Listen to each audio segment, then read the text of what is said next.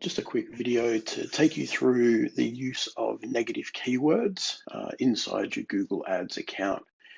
So obviously once you log into your account, down the left-hand side here, you've got your menu, and under the tab or the category of keywords, there's negative keywords. So the first thing you might be asking is, what are negative keywords and why are they important to know about? So negative keywords will help you to eliminate unwanted clicks or people clicking on your ad that you don't want. Basically, you don't want to be spending money on your ads unnecessarily. So it's really important to make sure that you use negative keywords because that will help keep things as cost effective as possible for you. So inside an account that we're looking at the moment is actually for a funeral director.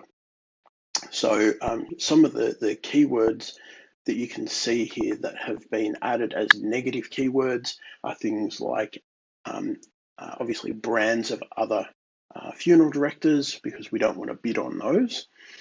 People may be searching for those. Obviously, they might be, there's two ways to look at it. If they're searching for a competitor, it could be because that's all they know, and so that's a good opportunity potentially.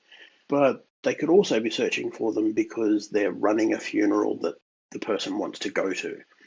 So if we remove those, then what we're starting to look at then are things more specific.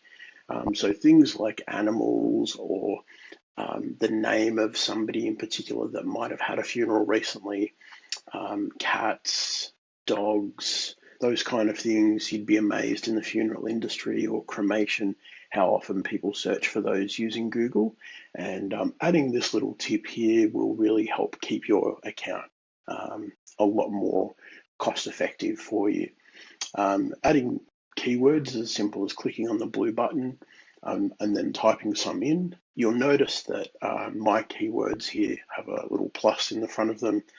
And what that plus means is that if that word, so let's use it, animal for example, if that word animal is used at all in any way in somebody's search, then I don't want our ads to be shown.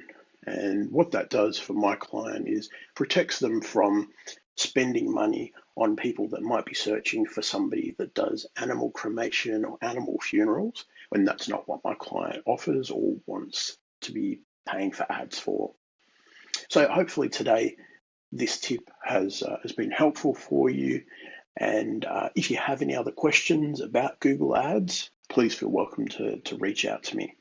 Thanks very much.